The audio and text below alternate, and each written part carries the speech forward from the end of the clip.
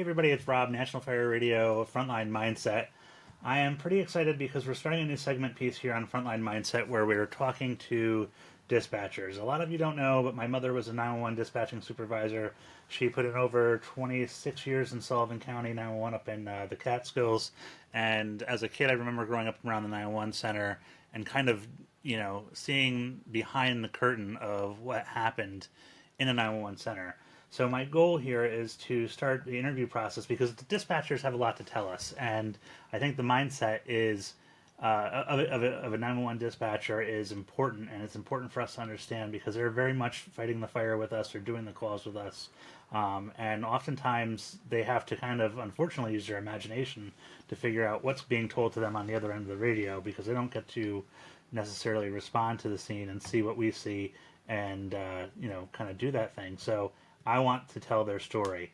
Today, I'm very excited to have a special guest on, Annie Tonelli from Camden County Department of Public Safety. She's a public safety telecommunicator, aka a dispatcher.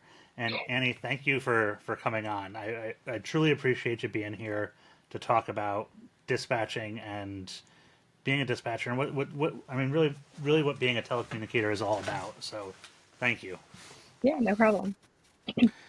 Annie, for everybody who's out there kind of listening in, just give us a quick background on who you are and your involvement in the emergency services because I think one of the cool things that I already like about you is that you're not just like you didn't just go take a test and just the public safety called me and I got this job. Like you actually have a background in emergency services.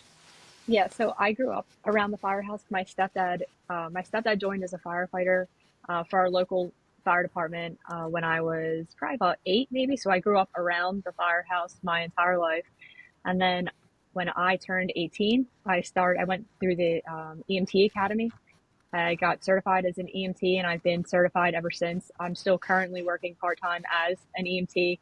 I'm the EMS captain for Belmar Fire Department as well. I went through the Fire Academy in 2012, and from 2012 up until 2022, I think it was, I was an active volunteer firefighter with Blackwood Fire Company as well. And then in 2016, I decided I wanted to be a dispatcher. I sat in for the critical test to be a dispatcher for Camden County, and here we are 9 years later. That's awesome. So I guess one of the first things that I want to ask is, growing up around the fire service and in that atmosphere, like, how did that kind of mold you into getting into this job today? Um, I honestly, I think it was just that's all I knew. That was all I was around growing up. We were always at the firehouse for something. My mom was involved with the ladies auxiliary, so if my stepdad wasn't there, my mom was there. So we were always there, and it was always intriguing to me, the firehouse. Like I was always curious. I wanted to know, I wanted to know about everything. Listening to the radio, I didn't always understand what I was hearing, but after the going through the fire academy, I really developed a liking to it. I really enjoyed doing it, and then I wanted to explore the other side of the radio, and I very much enjoy being on the other side of the radio. Yeah, and I think that it's got to be an interesting take because especially like starting in as a first responder and making that transition over to, like you said, the other side of the radio, it's got to be It's hard yeah. because you don't have the control that you think you do. Like you can only control so much of the situation. Like you can't control what's actually happening on scene, which sometimes is tough when you're used to being on the other side. Talk about that a little bit because that the experiences that you have as an EMT and a firefighter, I would imagine they have to tie into being an 911 dispatcher and make those Yeah. connections. So they do, because being a firefighter, being an EMT, you go on all of these calls that you're dispatching. You've been on these types of incidents before, so you develop a better understanding of the things that you need when you're on scene. For EMS, as a dispatcher looking at the screen, you see an EMT's been on scene with a diabetic for 20 minutes. A regular dispatcher's like, oh, I need to time check them. But in reality, you don't, because if they're treating a diabetic, it takes that amount of time for them to administer the medication and let the patient come to. So you have a better understanding of why they're on scene for the amount of time that they're on scene. For fires, you understand the resources that they need more than someone that's just sitting behind the console looking, saying, well, the box says that I just need this, just these resources are dispatched. But being out there and seeing it yourself, that they probably need these things too. Yeah, and I would imagine too, like on the other end of the radio, having the experience, you can kind of pick up tone and inflection of when. I mean, plus, are you guys, Annie? Are you call taking as well? So when I started there, everyone in Camden County, when you start there, you start in 911. So the first 6 months of my career, I started in 911 answering phones, and then they transitioned me over into the alarm room. So now I just do fire and EMS dispatch. But at any given time, they can send us over to 911 and say, like, hey, I need you to pick up 911 calls. Sometimes if 911's overloaded, we'll get some of their administrative calls into the alarm room where we, so you have to know how to handle them as well. I mean, you get people that call because their house is on fire on a 911, on an administrative line because they're afraid to call 911, Right. So it's crazy. You get these people that call on an administrative line for an actual emergency, and then you have the people that call 911 for non-emergencies. But you just have to know how to handle it either way. Yeah, I think that's one of the things that I've always been amazed at is the amount of people who will call the firehouse for an emergency because they didn't want to disturb 911. And I'm like, Exactly. that doesn't make sense. I need And that's the first thing they say to you. talk. That's always Yeah. the first thing they say to you is, I wasn't sure if I should call 911, or I really didn't want to bother you, but my house is on fire. Right.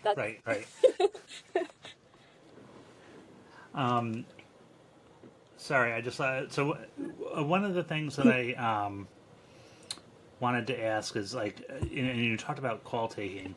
What's that environment like? Because call taking, I think I could do okay with dispatching. That Mm-hmm. part I don't think is, and I don't mean like it's hard. Like I'll walk in and I'll be like, yeah, like let me just start sending units, right? But Right. man, the call taking aspect, and I know that from my experiences of talking to my mother through bad things, like kind of put that into perspective for people because I don't think that we understand what call taking really is. So it's stressful because there's information that we as the call taker need to obtain just to get the appropriate resources out there. I mean, yes, if you give us an address, we can start something out there, but we have to gain more information so that we send the right resources to you.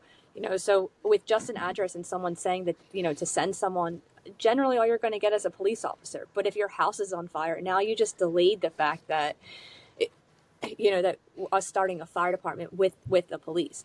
So sometimes it's very stressful because you have someone that's just yelling at you and they're just telling you, just send someone.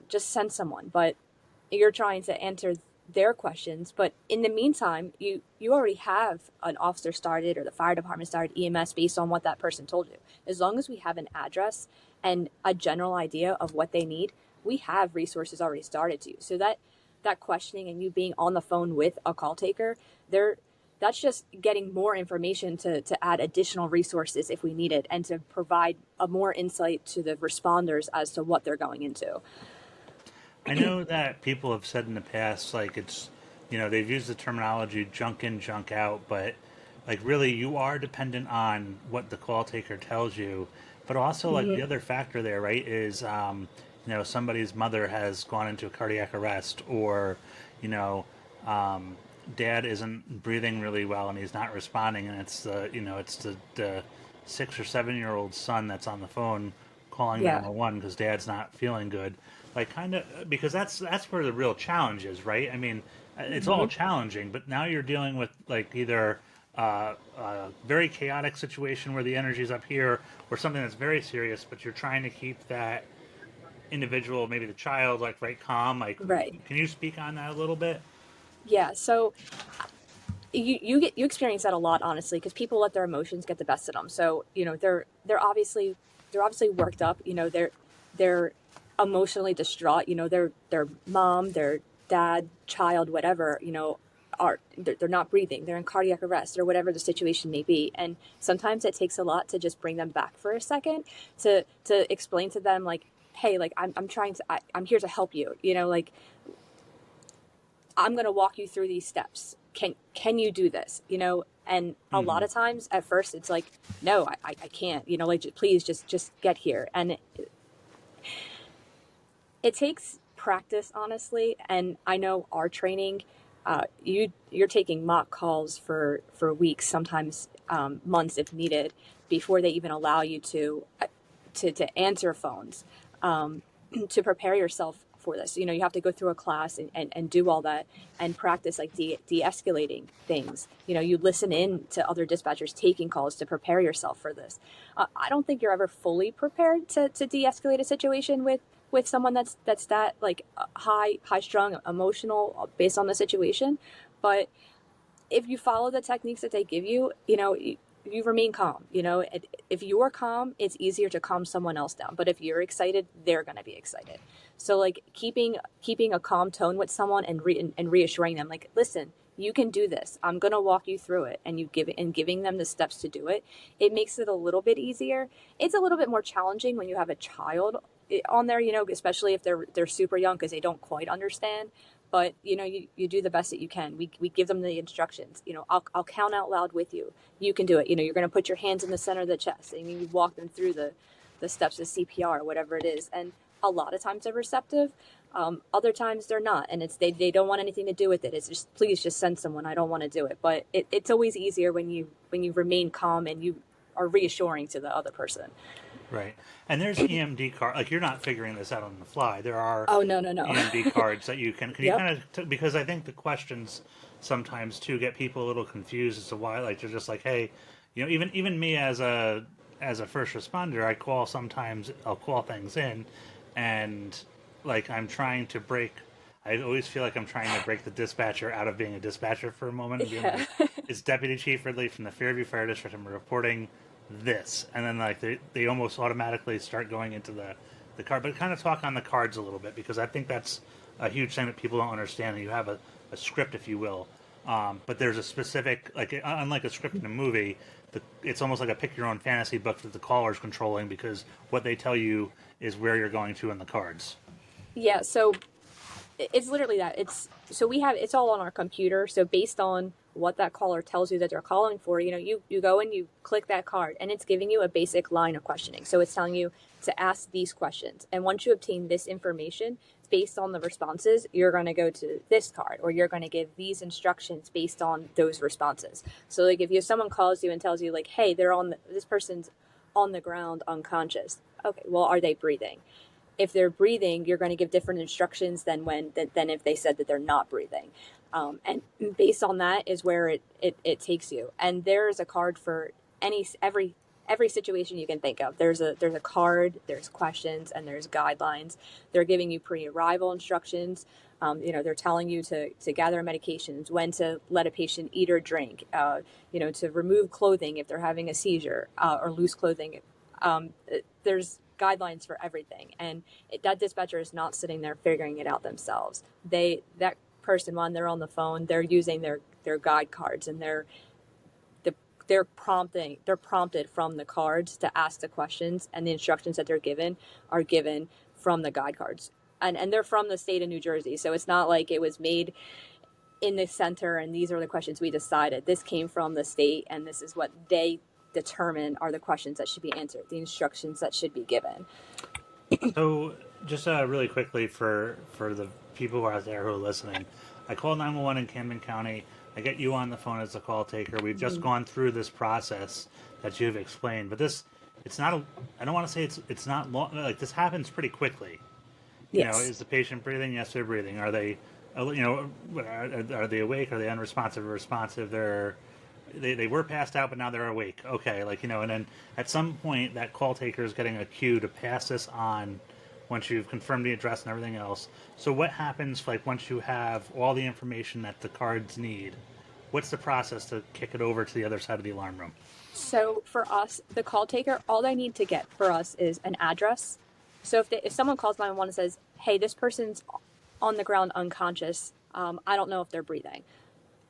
all they need to get for us is an address, put in the fact that there's someone unconscious, unsure if they're breathing, and send it over to us. So as soon as that information's entered, they hit send. We're already starting to dispatch our fire and EMS resources based on the town and their response policies.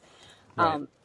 So after that, as soon as they put in there and we have resources dispatched, the call taker is still going to remain on the phone with that caller, and they're still going to continue asking questions, to try and get a history or a better understanding of maybe why that person is unconscious, or the situation in general of where they are, and any other information they can give that we can pass on to the responders, give their instructions. But that's not delaying anything.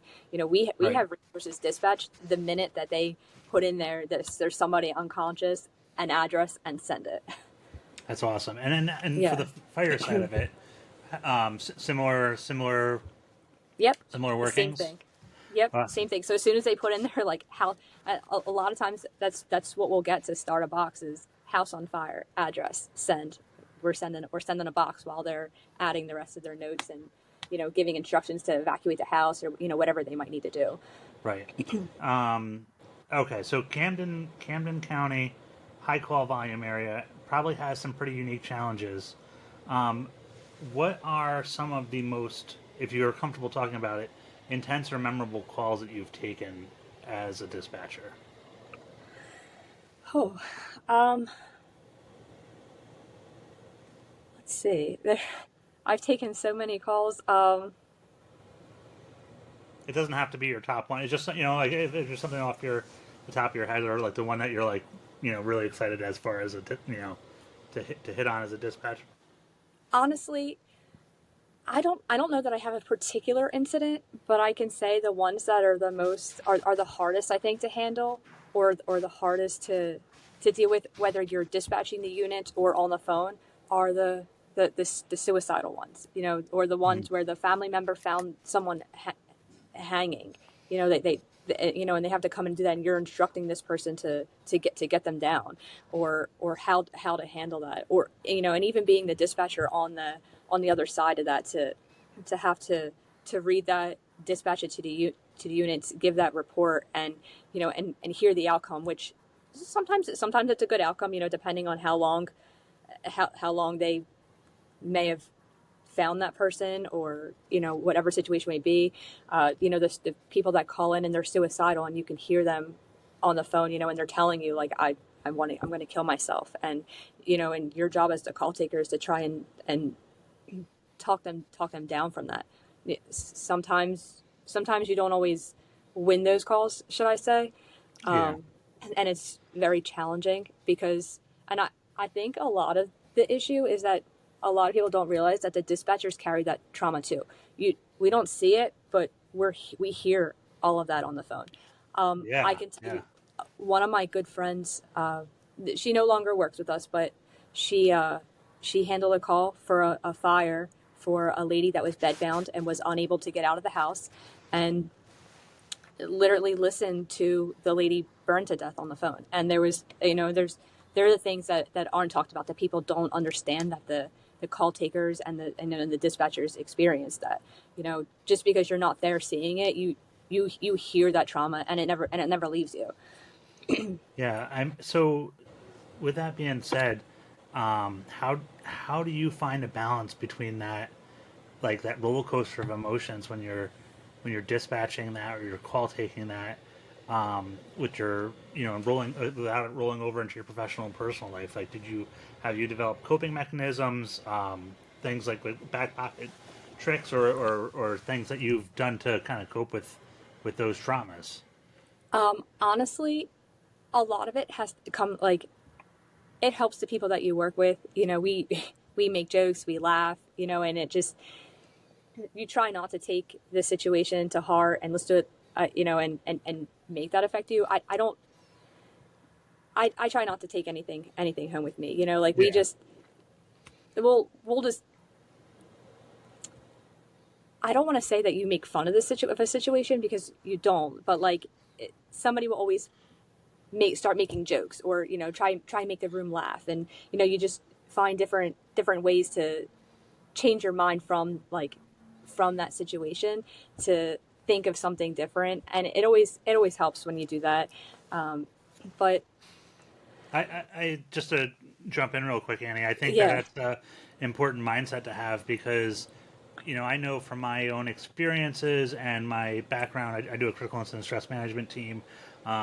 Like getting the brain out of that, it's like why like yeah, Candy Crush or Gardenscapes or one of those like left to right, like think of Tetris, yeah, um, like that helps get the brain off of that trauma. So like when we talk about our gallus humor sometimes and like making the room laugh, like it's a break, literally like the changing of the screen to upstairs, I should say, to get us away from that. So yeah, like that makes complete sense to. it's like I mean, majority of first responders, whether it's the dispatchers, fire, EMTs, police, the things that you see, uh, they they live on dark humor and making each other laugh and turning anything into a reason to laugh, because if you don't, you're carrying everything that you see and everything that you do, and it makes it hard to cope and not carry that into your personal life when you don't find a balance and you don't find something to change that topic and to get that thought out of your head. And humor, honestly, is the easiest way to do it in emergency services, because laughter's the best medicine. Yeah, I agree. It is interesting. Yeah. And I think back to some, like there was one summer in particular where, I know my mom was having a really hard time because she was just catching a lot of shitty calls. She's almost Yeah. like the dispatcher of death. It was like, but, Yeah. having that sense of humor is, and she's, sarcastic and stuff. So like, but Exactly. it's important. And it's What? not that the dispatcher doesn't take it seriously. You know what I'm saying? Like, Right. it's Yeah. just, Yeah. exactly. It's just turning a shitty situation into something comical to make, just to make yourself laugh, to make the room laugh. Right. Pop the lid a little bit. Kind of get like you said, get the pressure out.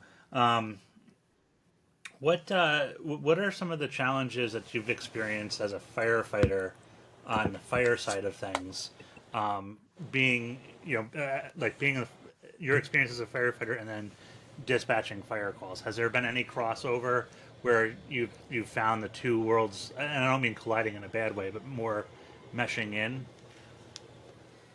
Um, Not so much. I mean, I think it helps me as a dispatcher having that fire background and really understanding the fire world of things, the fire service.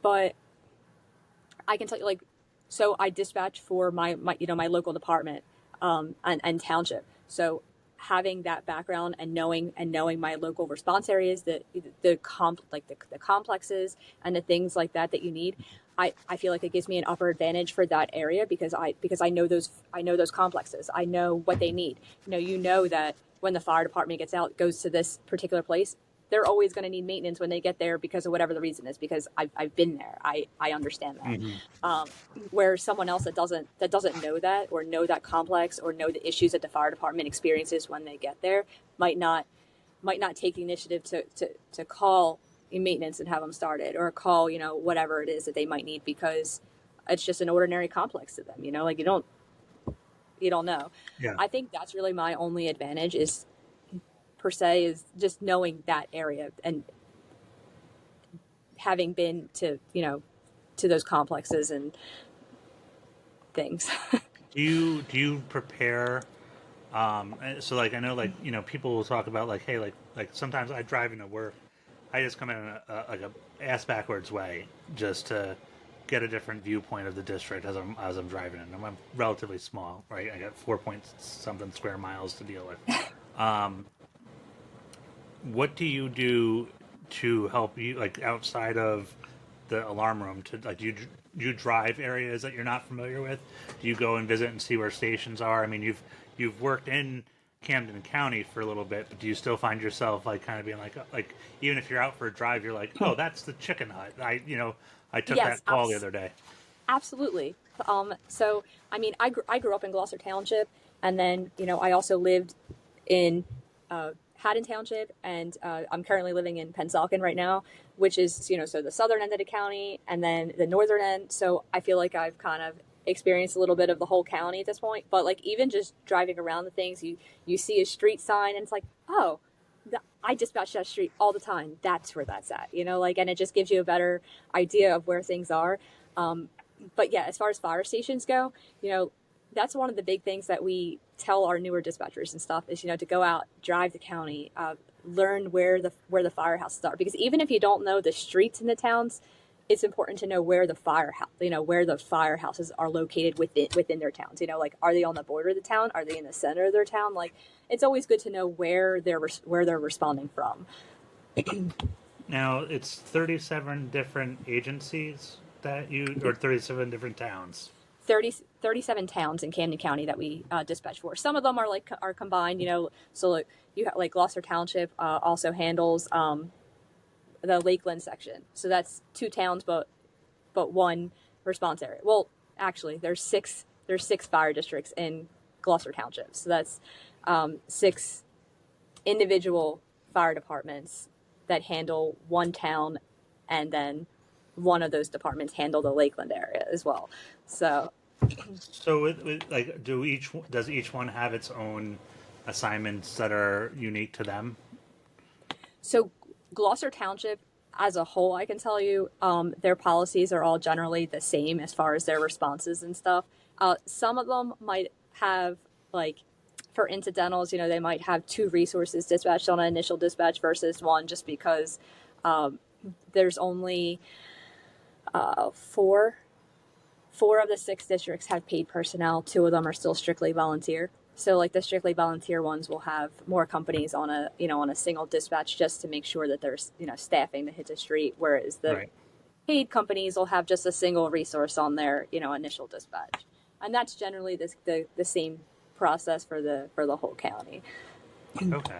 So it's because I often think of, like, and I think in Dutchess, I think we have 37 different departments. So, and that's always one of the things. It's like each year an election could happen, and they could change their assignments. So do you have that challenge of, like, because and we're at the first of the year, so like right now, I'm sure Creek Road's getting requests to change assignments. Like, we're going to change this one to the faster rapid intervention team. I'm going to take this ladder truck off and put this ladder truck on. Yeah, Are those so some now of the things that you have to deal with? Yeah. So election season, and all the new chiefs coming in, they always want to make their box changes, and we always laugh about it because it's we call it the sandboxes, so it's who's playing nice in the sandbox together this year. Because this chief likes that department, but the one prior didn't like that department, so it's, I want this person on my box, but that person didn't want them on the box. So the boxes are always changing as far as that go. Things are getting a lot better in Camden County, should I say, with that, because of our fire coordinators have been they make recommendations on boxes based on having, staffing and, the proximity of the fire departments. And because right now I know some counties, states, they do like the AVL dispatching, and it's based on, your location and not necessarily what you want to build your box. Camden County is still based on who the town wants to send on theirs. And our coordinators, make recommendations based on, staffing needs, so it's, can that town's, like, are they sufficient with just those, like, volunteer companies on there? They might recommend adding a paid department on the initial box just to make sure that a fire apparatus arrives when needed. But generally the fire chiefs are still creating their own boxes, and it's all based on, what they choose it to be. Right. And we're assuming they're making good decisions based on, Yeah. So, I mean, listen, they're not going to approve, like, one department that has to drive through 3 towns to get there. Our fire coordinators won't approve that for, like, initial alarm. Yeah, maybe additional alarms, but not on an initial. They generally have everyone down to, like, your immediate area, the closest proximity departments to get there. They don't want you driving through 3 towns to get to one. That's very interesting, because I know that, like, up here we've had challenges with that, and that's good that those coordinators have that kind of oversight and the role of making sure that, because that's, it Yeah. is a problem. Like, you have agencies that are next to each other, and like, there's an incident that happens, and Yeah. you So got to like I wonder don't why know. there's a 25-minute response time. Yeah, like I don't know if every county is the same way, but I mean I know for us, anytime a department wants to change their boxes, it goes to our fire coordinators, and they have to approve the changes before it comes down to the communication center. So that does alleviate a lot of issues for us, because the fire coordinators handle all of that. They're the ones telling them like, nope, sorry, you can't do that, or yeah, that's that's acceptable, and they're the ones submitting those changes, telling us like this is okay. What's something that you wish that fire and EMS crews better understood about dispatch, um, that you think that they don't? Okay, so for one, I think that for one, I'm just going to say I feel like all fire and EMS personnel should go and tour their their communication center, just to get a feel of what it looks like, the process of how things work, because I feel like a lot of them don't understand that that person that's dispatching with you isn't always the person that's on the phone with the on the phone with the Hmm. caller. They're not the one that's obtaining that information. So they're asking you questions, or depending on who it is, they're giving you shit on something where it's like I can only go by what I see here. I have nothing more than what you can see and I can see. It's the same thing, and they're getting angry with you over something that I'm not even the one that's on the phone with that person. Right. For one, two, I think a lot of people don't understand that the the police officers aren't sitting right next to you. When they tell you they want police out there, and they want you to start police for them. I feel like a lot of them don't understand the concept that we have to now call central or send it over to the police dispatch, and they have to dispatch police, so that it's not a delay. It's immediate, but it's all based on the police department's policies and how they dispatch, and their responses. It's not up to the fire dispatcher, for how long it takes a police officer to get to you, or things like that. They just don't I feel like a lot of people don't understand the process of how the call taking and dispatching work as a whole. You know? Yeah, yeah. I think the tour of the 911 center and sitting in there for 30 minutes with like either a 911 supervisor or somebody who can explain what's happening is Would huge, be a huge because help. Yeah. yeah.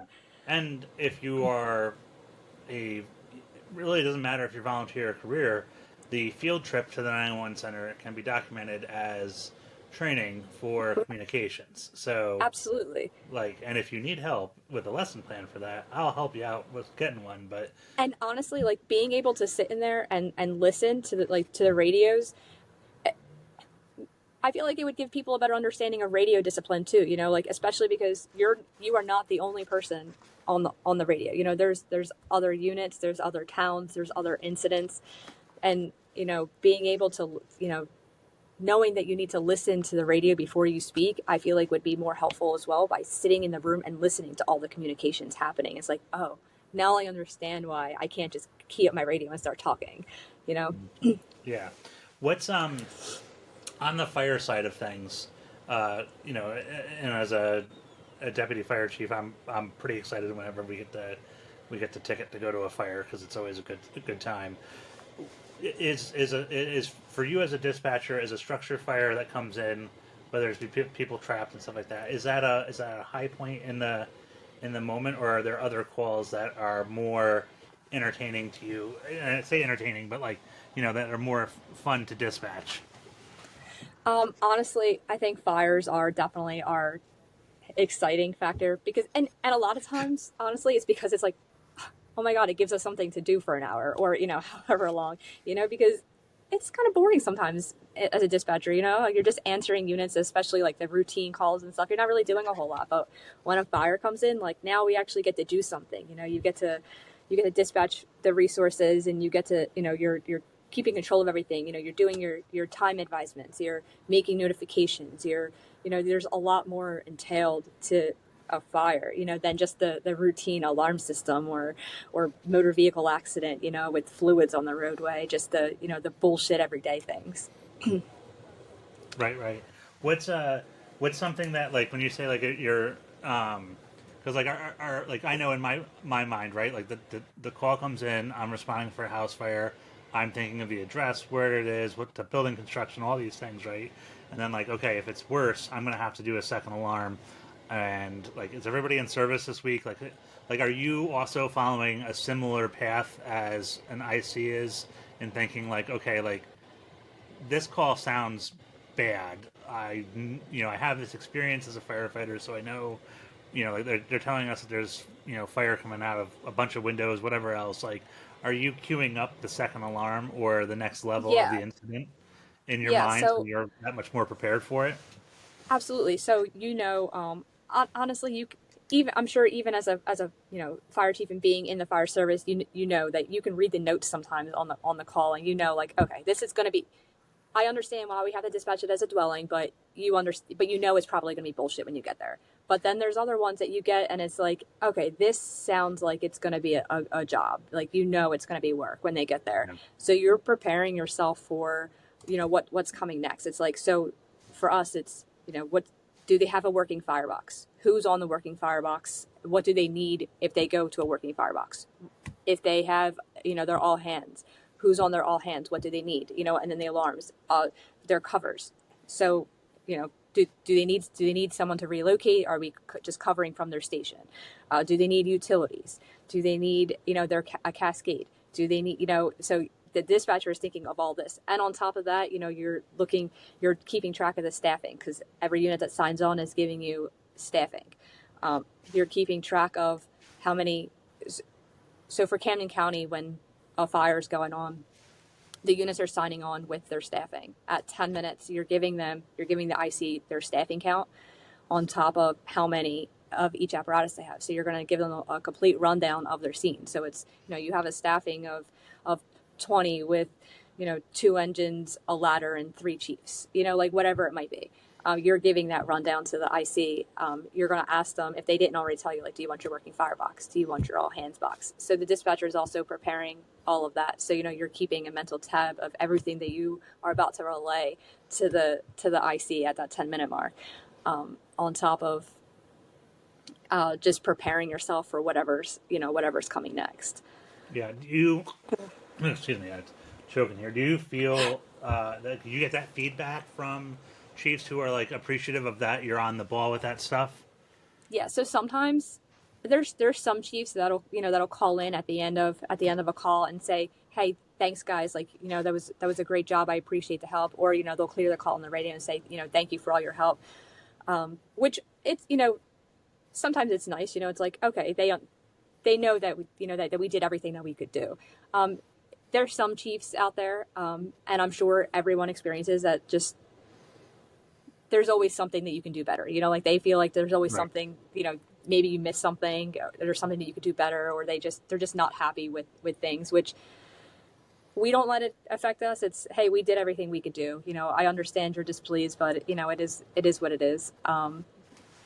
As long as we're following our protocols, and you're following the boxes, and you're doing everything that you can do, there's really nothing more that we can do as a dispatcher. I'm just trying to think here. For incidents that have been like, have you worked like any of the major alarm fires that have kind of gone like not sideways in a bad way, but just like that? Hey, like I got that call of smoke, in the area, and then you've been like, yeah. So I thought that was going to be like, I dispatched it, and then like I was shocked when, the size up was XYZ, and 3 hours later I'm like, whoa. Yeah, actually, I want to say it was 2021, maybe. I worked a 4-alarm fire for Pennsauken, their auto auction, and honestly, police called over and was like, "Hey, we have an officer out there with fire showing from the building." We're like, "All right, routine building fire, no big deal." And fire arrives out there, and it's the auto auction, and here we are, like 15 minutes, 20 minutes into the assignment, and we're at 4 alarms. Like, it's like, I wasn't really expecting that. No one was expecting that. It just kind of escalated from a fire showing to 4 alarms. On a situation like that where you have a 4 alarm fire that you're managing, do you guys have a callback for your own people to come in, or do you pretty much, are you able to handle like what? Because I mean, like, is that Yeah. is that a thing? So we don't. The only time we'll do like a callback is if there's, like storm procedures. We're getting inundated with calls because of that. But for multi-alarm fires, generally, we just handle it with what we have in a room because we have 5 dispatchers and a supervisor in the room. Plus, we have a captain that oversees the entire center. So the supervisor will pick up a radio if they have to. Normally, for a fire like that, we'll move all the routine traffic off to another radio, and the incident will have the radio itself. So one of the other dispatchers will pick up that radio while they're working their radios. Not very often. Listen, there's times that anything's possible, and it has happened before, but you don't generally have multiple multi-alarm incidents at one time, or like big incidents going on. So there's generally someone available that can help pick up that extra radio. And sometimes, if there's someone that's cross-trained that's like working in Central tonight, they might, or working in 911 tonight, they'll come over and kind of help with notifications or picking up whatever needs to happen. But if it gets like inundated and it's too much, then yeah, they will put out a emergency all call.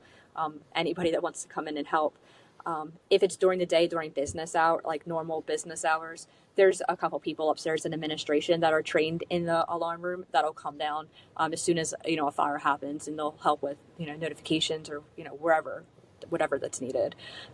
Hopefully that is not like falling off a bicycle where it hurts every time, because I know I've gone downstairs and jumped in the ambulance, and it's usually, do not ask me to do a 12 lead. It's like the cables explode in my hand, and next thing you know, I used to do them all the time. So for somebody who's looking into this as a career, like, if somebody's listening out today and they're like, man, I want to do this, like it sounds like, what kind of mindset do they have to have walking in? Like, what advice would you give them? Honestly, to be open-minded and be willing to train and learn new things every day, because you're never going to know everything.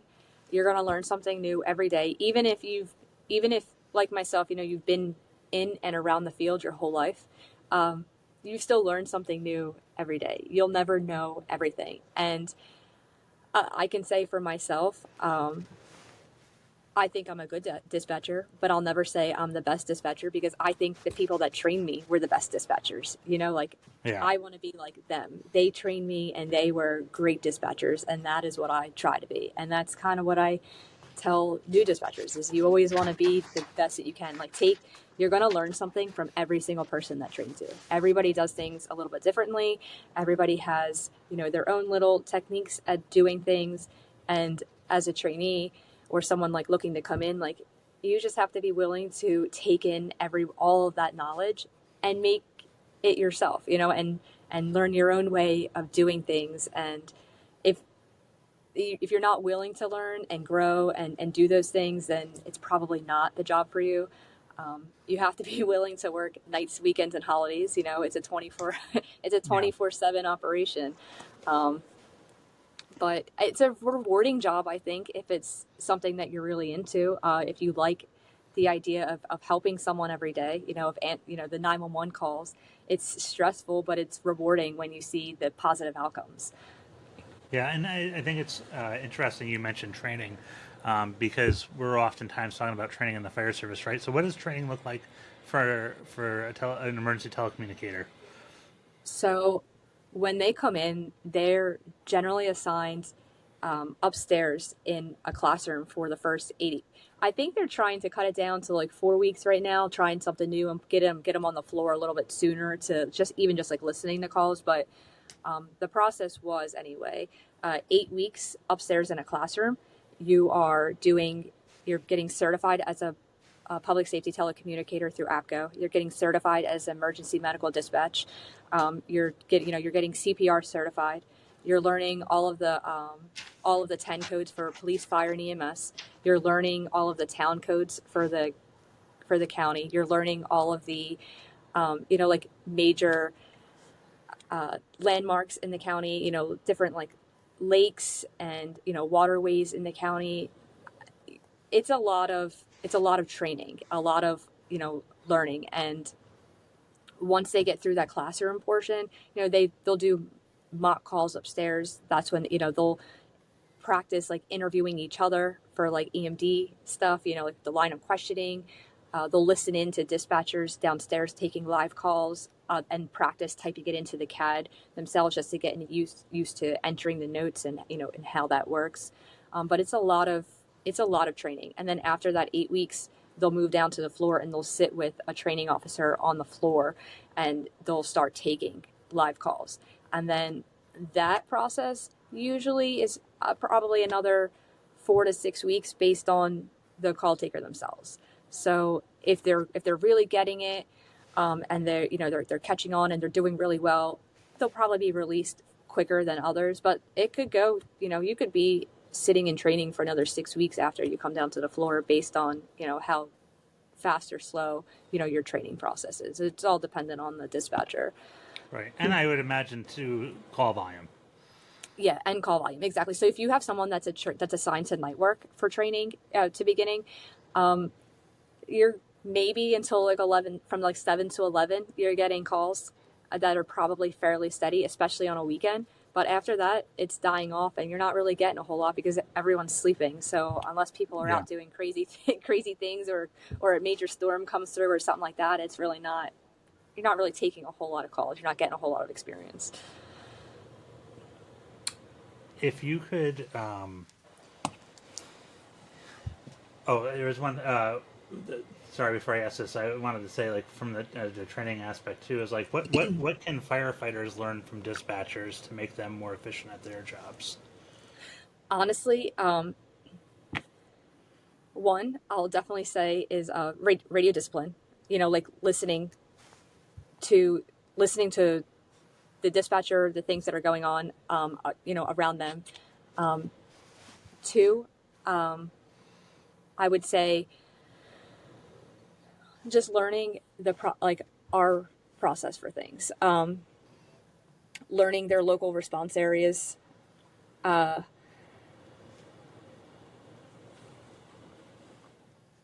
honestly, I would say just knowing that dispatcher is there to help you. So the information that they're providing you, the questions that they're asking you,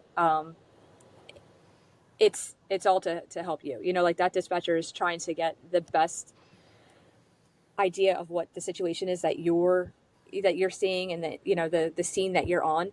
So when you arrive at a fire and just say, we have chiefs that will arrive on scene of a fire and just say, I'm on location investigating, and we as a dispatcher are like, I need to know what is your nature and conditions. What do you need anything from me?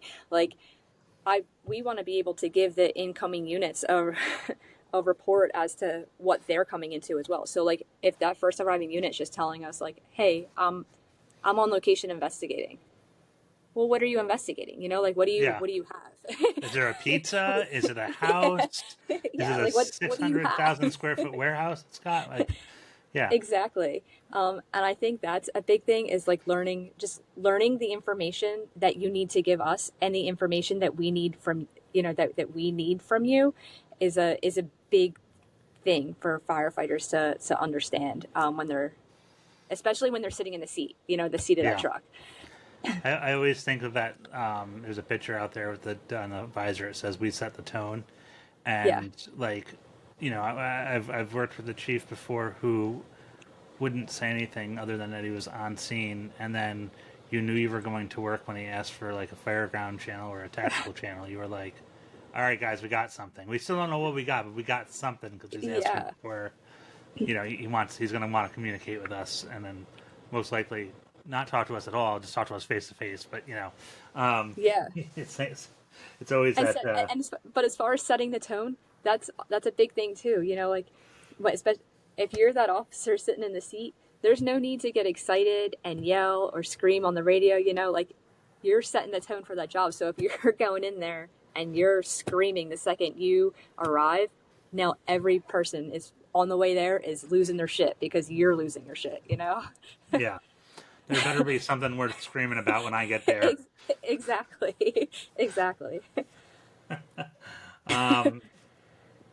There was, I'm just looking at my list of questions here. who are the mentors that you had? I think you talked about it a little bit before, but like, who are your mentors that have helped shape this career for you, and how have they developed?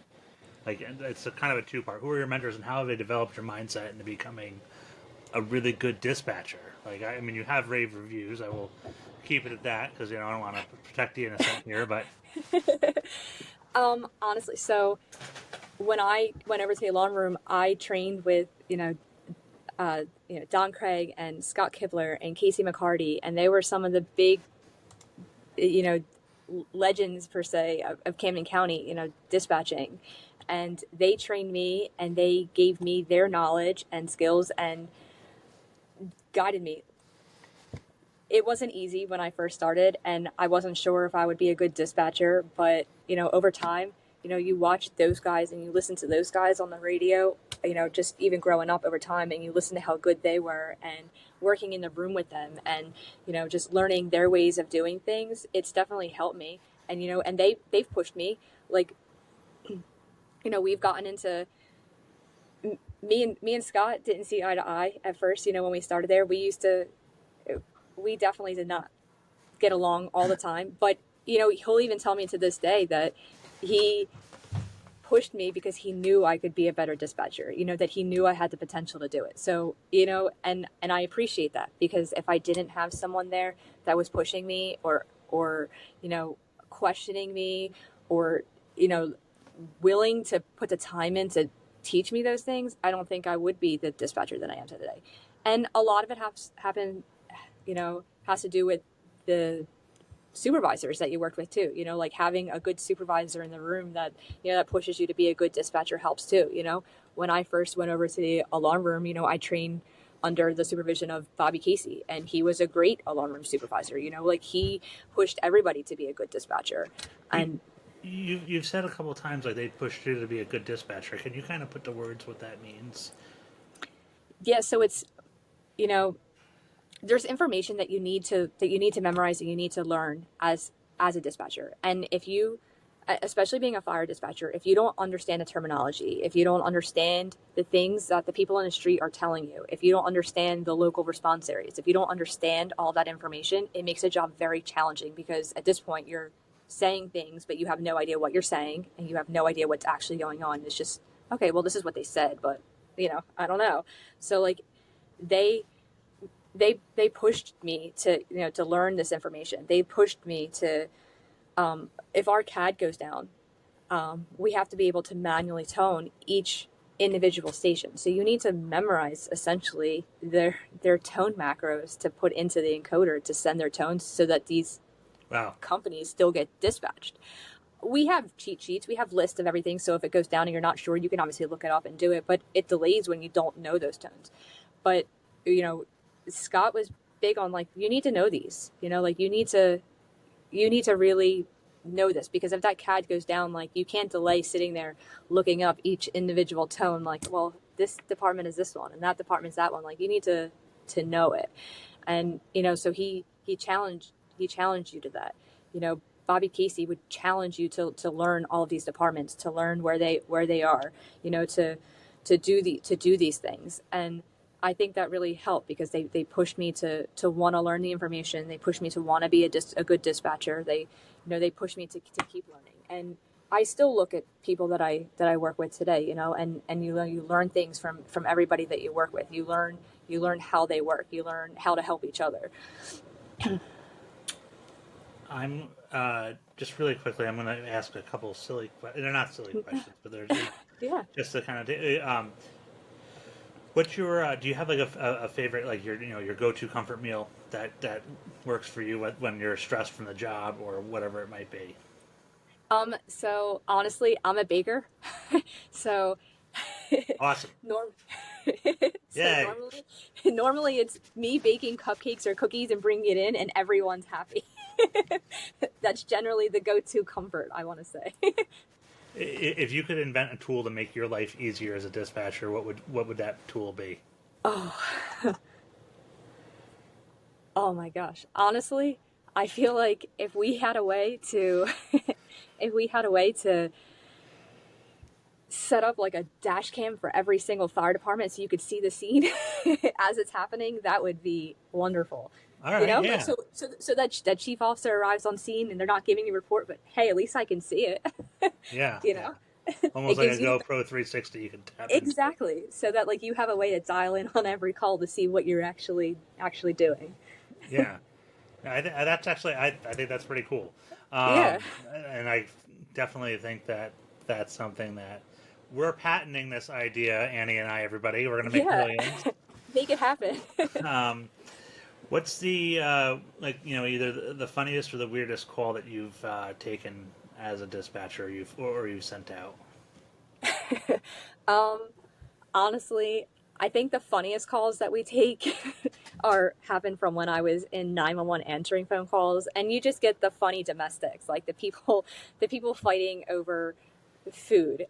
Someone calling 911 because the Chinese restaurant is taking too long with their food, and they said they'd be there in 20 minutes, and now it's 30 minutes. Like those. I Mm, think honestly, I think those are the funniest calls. During COVID, everyone was losing their minds. So the people that were calling 911 were calling for the pettiest things. It's this person's watering my lawn with their water and they won't stop. This person squirted me with water. Like just dump right. you name it, people were calling 911 about it because they were going stir crazy being at home. Like it's like, well, what else do I have to do besides fight with my neighbors? Right, right. Yeah, that's I could definitely like see the humor in It that. was so funny. It was very interesting. Is throughout the career, is there a piece of advice that stuck with you? um I can't say that there was one piece of advice that ever stuck with me. It was more or less just um, never stop learning. Like you Yeah, always keep, and always keep an open mind to what's going on. You're not always going to know what's happening on the other side of the radio. You can't take you can't take what happens home with you. Um, you know that's I think that's generally the big one is that you can't take things home with you. You can't you're not always going to be able to control what happens, to keep an open mind and to never stop learning. right, right. Awesome. If you could tell the public one thing about being a dispatcher, like you get, like what would you want to tell the public? Um, uh, Honestly, so to be patient when you call 911. Like Okay. when you're Yeah. calling 911, to be patient. You're getting everything that you need. I promise you. The resources that you need, you're going to get all of the appropriate resources. But if you're patient and cooperative with that person that's on the phone with you, you're going to get more of the resources that you need. We're trying to help you in every way possible. So if you're cooperative and you're patient with us, it's it makes it a lot easier for everyone. We can get you help faster. We can do a lot of things more efficiently the more information that we have. Right. Yeah, I think that's the public education aspect is something that I've been toying around with in my position. Is like how do we educate the public about 911 and do it in a manner that's different than what we've always Yeah, because right done. now I feel like most people think that if I call 911 and just say, send me police, that dispatcher knows where they are, what the problem is, Right. and then they can just send police, and it doesn't work like that. Yes, we can probably figure out where you are with mapping systems and stuff now based on location services if you have it turned on the phone that you're using, but we need more information to get you what you need. Um, you're delaying yourself because if someone calls 911 and just says send me a cop, and they give you the location but won't give you any information, you're delaying getting an officer because that dispatcher and the units on the street are going to send the police officers to the more priority calls before they send it to that just send me an officer. So if Right. you're not telling us what you need police, fire, EMS for, you're delaying getting it because they're not in a rush to get to you because you're not in a rush to tell us what you need. Right. Yeah. How many police? Like that's what I would Like, Yeah, I exactly. need to know Like, how many is police someone are there. dying? Is there a Yeah. fight? Like, what do you need it for? Is there an active shooting that we need more? Like what's going on? Exactly. Um, Exactly. yeah. Uh, we've been going for, we just hit an hour. Is there anything that we missed in the conversation that you wanted to hit on that I didn't ask a question on or bounce around like a pinball machine about? Um, I don't think I feel like we hit all of the topics of dispatching, like the big areas. Yeah, I think we hit everything. Okay. All right. Listen, I'll take it. Yeah, I think we did. I'll take it for my first go at this. And Yeah. for I think this is good. All Yeah. right. So the last question that I have, and this is kind of Yeah. um, wrapping it up. How do you want to be remembered? As from the dispatch perspective, when you eventually hang up the headset, like when you walk away, and you want to say like, hey, like in my time, I was a Camden County dispatcher, and this is what I did. How do you want to be remembered? Honestly, I just want to be remembered as the person that gave a damn, like that cared what was going on the other side of the radio, that cared to get you those resources, that Hmm. worked to be a good dispatcher, to make sure that you had everything that you need. I want to say that's the big thing, is just you want people to remember you as the person that was always there when you needed them, that always made sure that you had everything that you needed. Yeah. Well, I think that if you continue with the passion that you have, I don't think that's going to be a problem, Annie. Yeah, So, you want people to be reassuring, like, when you sign on that radio and you hear that voice, that dispatcher, you want them to be like, okay, I know this is going to be okay. Like yeah. that's what you strive for as a dispatcher. Yeah. I think that Betty Cava is a dispatcher up here in Dutchess County who, when I was a lieutenant, my first major incident was I came in as a car fire next to a fuel tank, Yeah. and we were coming back from a mutual aid call. The firefighter in the back, I could hear him just assholes and elbows putting his pack on. I was like, Joe, it's a car fire. Relax. He's like, there's a lot of smoke. And I'm like, well, it's a car that's on fire. And like, I didn't really look to my right. And then we turned onto Fulton Street, and there was just this massive column. And I was like, holy shit. What is it? And it was a whole, like, they had compacted a car that had fuel in it, and it blew up. It, like, lit a diesel tank, lit Oh my goodness. probably like a 50 by 30 area of batteries that were just stacked, Yeah. all sorts of stuff, and it produced a tremendous amount of smoke, and Betty was on the other end of the radio, and I knew I was going to be okay because I knew she wasn't going to let anything happen to us.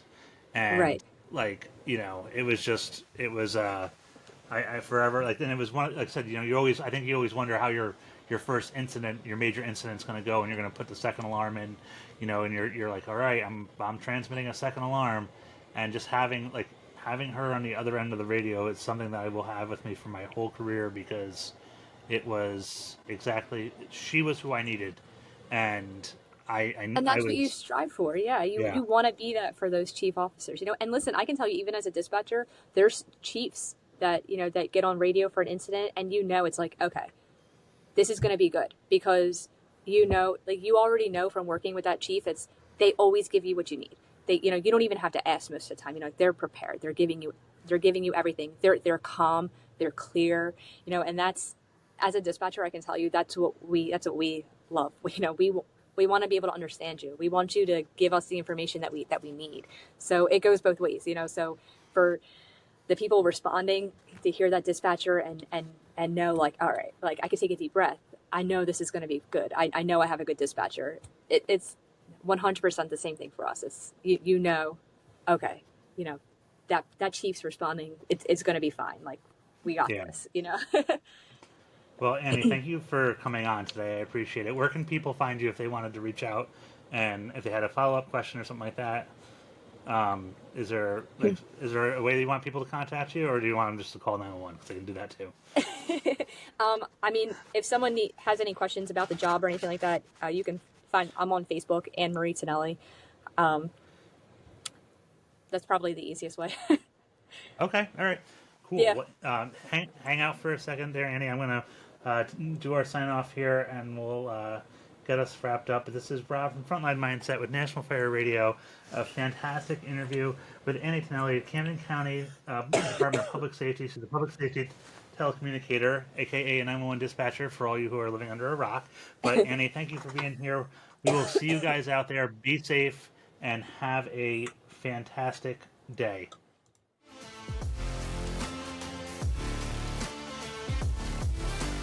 National Fire Radio.